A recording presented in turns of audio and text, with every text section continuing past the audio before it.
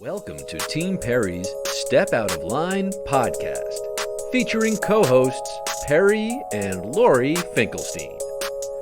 Together, they explore, meet, and share inspirational stories with guests who have made a positive impact in today's world. This podcast resonates with our hope to make this world a better place one step at a time through love, acceptance, and uplifting conversations.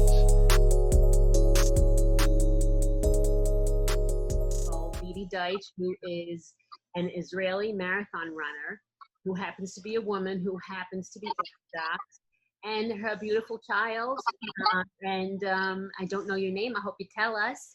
So, Beatie, why don't you say hello and tell us how you first started running? I know you started running 4 years ago. So, how did that all happen? Sure. This is actually my marathon baby, Nava. She ran a marathon, so it's very fitting that she's here. She ran a marathon. I was pregnant with her. I started running, now it's like 4.5 years ago. I was really tired I had basically had 4 kids in 6 years. And even though I always loved exercising and was always, active growing up, once I got married and started having kids, I, didn't make any time for myself in that area. And after 6 years, I realized I was so out of shape. I basically realized that when my family was, we had some races on the beach, and I used to always be the fastest. They were just like short sprints, but I came in dead last, and I was like huffing and puffing. So I told my husband after that, I'm like, that's it. I need to do something. And I took the extreme goal of running a marathon. I always joke, like, most people say they're going to run, they do the couch to 5K program, but I did the couch to marathon program. And it was the best decision I've ever made, and I have not looked back, I really, really enjoyed it from the beginning. So that's awesome. We heard you speak at the Team Lifeline pasta party. Perry and I had been marathoning, it'll be 11 years with Team Lifeline High Lifeline. We raised a lot of money for High Lifeline with our team, and we're always very excited to meet somebody who has the same joy that we do when we do a marathon. As you know, Perry has muscular dystrophy, so for her, a marathon is done a little differently than somebody else. I push her till about usually mile like 12 or 11, and then she gets in her gait trainer, her walker, and she walks as much as she can and gets over that finish line. But seeing you, we saw you at the start line this year in Miami at the Half Marathon, and we were in awe of you, and it just took my eyes off of you for a second, and you ran up 5 blocks just to practice and warm up, and we're like, where did Beatie go? You were so fast, it was incredible. So you have a lot of fans out there. I'm interested because you are an Israeli runner. How have you been training in COVID times? I know the Israeli government, I don't think they let you get out more than like 100 meters from your home. So how has that been for you? So today was the first day that they finally allowed, like, they made special exceptions for Olympic athletes. We can train now, but until this point I was pretty much, and then the past week they said you could go 500 meters from your house, and like things were a little looser.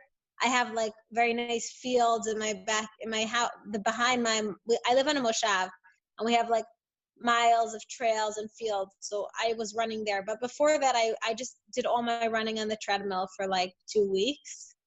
And it was the first time I'd ever really run on a treadmill. Like, I didn't own a treadmill, I had to buy one. But actually it wasn't bad because like it was convenient. Like, I could run and my kids would come I didn't have to worry about who's going to watch the kids, or they've also all been home, so like my husband appreciated that. And it's also good for like doing workouts when you don't have anyone else to work out with. Like, you just set the pace you need on the treadmill and then you just go. Yeah. So I found it pretty convenient, and I obviously like I think the biggest thing that I miss is like having my regular schedule and training partners and group, and like a lot of I'm still training this, doing a pretty similar amount of running and workouts, but I don't always get to work out with my coach and the group. And I used to do strength training with a trainer, and I can't do that. So So it's like, I'm making the best of the situation, you know? Right, but everybody's in the same boat. Right. But now that the Olympics are going to be held, which I know is disappointing because Tokyo was, slated to have it in 2020. What is your plan? Do you have a plan for when they do hold the Summer Olympics? Well, first of all, I still don't, like, according to what they announced, they're pretty much keeping the same schedule. So there might still be the issue of the women's marathon being on Shabbat, which is like somewhat frustrating because I thought when they moved it, I'd have a shot. I'm not giving up yet. I still plan on trying to qualify because I would, regardless of whether I can run in the actual marathon, like if I make the qualifications, I'd go to represent Israel as like a marathoner there. So I was actually scheduled to run a marathon on April 5th in Rotterdam. And my plan was to like try and hit the standard of 2:29:30, but I didn't get to run that race. So now I hope the new qualification window for the Olympics only opens on December 1st of 2019. So it's unclear. I don't know when I'm going to do another marathon because I don't even know what fall races are going to be like. The way I'm training right now is like maintaining like a strong base so that at any point, like when we figure out what our next race options are, I'll have like time. I'll be able to, quickly do the marathon. Like I'll have 7 weeks to train for the marathon specifically, but I don't know yet what race I'll be doing at all. Okay. I know one of your mottos is dream big and keep pushing. And I know Perry has a similar motto also where she just believes she can do things and then she does it.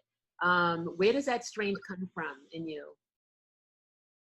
I don't even, my father's like he has never like let anything stop him, I think, in life. And my parents have always been really supportive of like whatever it is you want to accomplish, go out there and do. Not even like, it wasn't always about like big things. It was just about you doing what's important to you and like doing something that you're passionate about.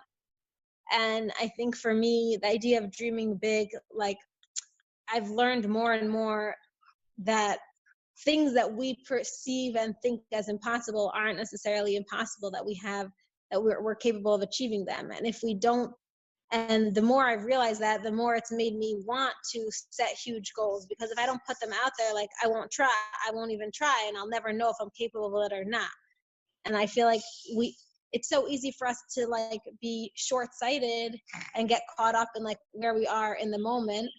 But when you lose that fear and and begin to like just say anything's possible, it really changes what you can accomplish. I agree. You and Perry have the same mindset. Perry said she feels the same way.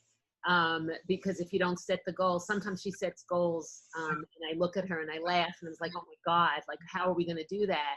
And she's like, you just take one step at a time to it until you get there. So I think you do need to dream big. You are a very big inspiration as a woman, as an Orthodox woman, as a runner. And we thank you so much for spending time with us. And it was so nice to meet Nava, who did her first marathon already. Hello, Nava. Did you go to sleep soon for your mama? Beatie, thank you so much. And we hope to see you on the Great Course in Miami one day soon. And God willing. We'll be sure to say hello to you again. Thank you so much. We love you guys. And thank you for this interview. You're amazing. I think that people always tell me like, oh, you're inspiring, but like the people that I've come in contact with, like I think everyone's inspiring in their own way, and that's what we're here for, is just to use our light to shine our light and make a difference. And clearly you're doing that, Perry, with all the people's lives you've touched and the money you're raising for High Lifeline and the incredible projects you keep dreaming up and doing. So you should continue to have a lot of strength and bracha and siyata d'shmaya and with everything you want to achieve. Thank you. And it was really nice to connect. Oh, thank you, Beatie. Thank you. We love you guys. Thank you so much. Stay safe. Bye-bye.